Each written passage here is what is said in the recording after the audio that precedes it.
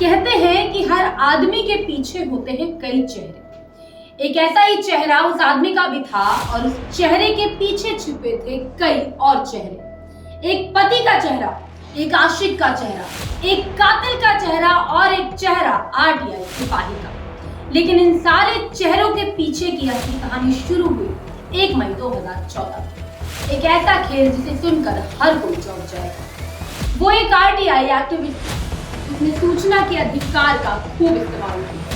लोग उसे सच का सिपाही मान रहे थे। लेकिन एक दिन अचानक उस आदमी की कार में जली हुई लाश मिली और कार के अंदर मौजूद उसकी उस हालत को देखकर सभी ने उसे मरा हुआ माना। लोगों को लगा कि सच में सिपाही मर गया। उसका मुंह हमेशा हमेशा के लिए बंद कर दिया गया। लेकिन हादसे के ठीक 4 महीने बाद अचानक वो मुर्दा जी उठा। एक बार फिर ऐसे राज से पर्दा उठा जिससे लोग हैरान रह गए। एक सनसनीखेज खुलासे ने पुलिस को भी चक्कर में डाल के रख दिया। आइए क्राइम स्टोरी में जानते हैं क्या है पूरी कहानी। 1 मई 2014 उस दिन पुलिस को खबर मिली कि ग्रेटर नोएडा के एल्डिको गोल चक्कर के पास एक होंडा सिटी कार में आग लगी। पुलिस मौके पर पहुंची तब तक कार बुरी तरह से जल चुकी थी और कार के साथ ही उसमें सवार एक आदमी भी बुरी तरह जल चुका था। तफ्तीश में पता लगा कि कार किसी और की नहीं बल्कि आरटीआई कार्यकर्ता चंद्रमोहन शर्मा की थी। चंद्रमोहन की पहचान पूरे इलाके में एक अच्छे और सच्चे आरटीआई एक्टिविस्ट थी। उसे कई बार जान से मारने की धमकी भी मिल चुकी थी। चंद्रमोहन के बारे में ये खुलासा होते ही पुलिस एकदम से हरकत में आ गई। उसी दौरान पता चला कि खुद चंद्रमोहन ने ही कुछ दिन पहले पुलिस में रिपोर्ट लिखाई थी कि उसको जान से मारने की धमकियां मिल रही थी। एक आरटीआई एक्टिविस्ट की संदिग्ध हालत में मौत तमाम सवाल खड़े कर रही थी। शक की सुई चंद्रमोहन के तमाम अनजान दुश्मनों की तरफ घूम रही थी। लेकिन कुछ बातें थी जो पुलिस को भी परेशान कर रही थी। 26 अगस्त 2014 काठमांडू में इस दौरान चंद्रमोहन शर्मा की लाश का अंतिम संस्कार कर दिया गया। अब करीब 4 महीने बीतने जा रहे हैं। यूपी पुलिस की 4 महीने की खामोश तफ्तीश ने रंग दिखाया। ग्रेटर नोएडा से सैकड़ों मील दूर नेपाल में आखिर वो आदमी मिल ही गया जिसकी उन्हें तलाश थी। वो शख्स कोई और नहीं, चंद्रमोहन था। जी हाँ, खुद चंद्रमोहन वो जिंदा था।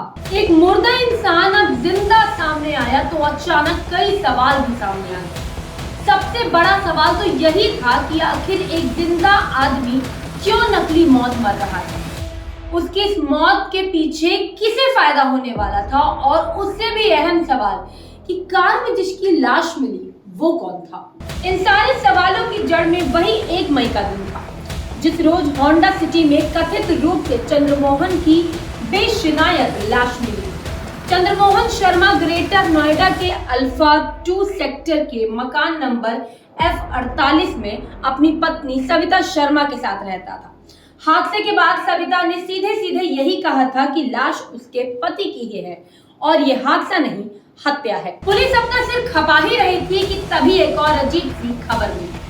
अल्फा 2 के जिस इलाके में चंद्रमोहन शर्मा रहता था उसी इलाके से एक लड़की ठीक उसी दिन से लापता हुई थी जिस दिन कार में आग लगी थी। उस गुमशुदा लड़की के मोबाइल नंबर को जब पुलिस खंगालती है तो एक ऐसा खुलासा होता है जिससे अचानक पुलिस को सारे सवालों के जवाब मिल जाते हैं।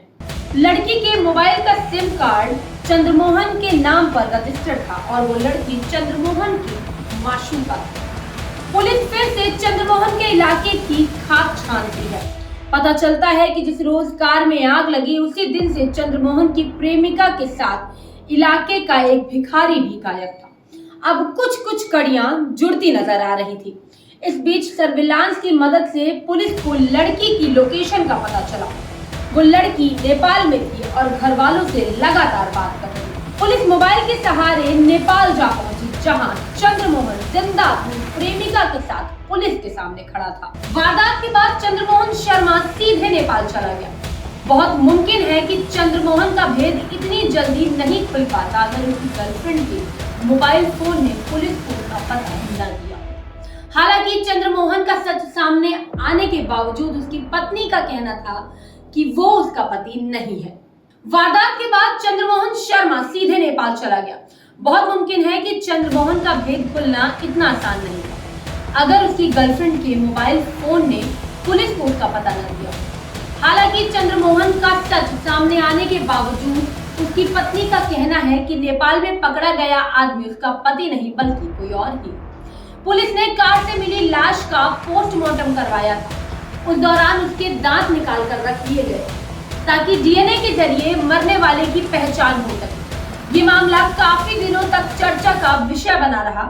इस मामले में पुलिस ने चंद्रमोहन और उसकी गर्लफ्रेंड के खिलाफ मामला दर्ज किया और उन दोनों को जेल भेज दिया गया। क्राइम से जुड़ी ऐसी ही तमाम बड़ी खबरों के लिए आप जुड़े रहिए हमारे साथ और देखते रहिए GBN 24।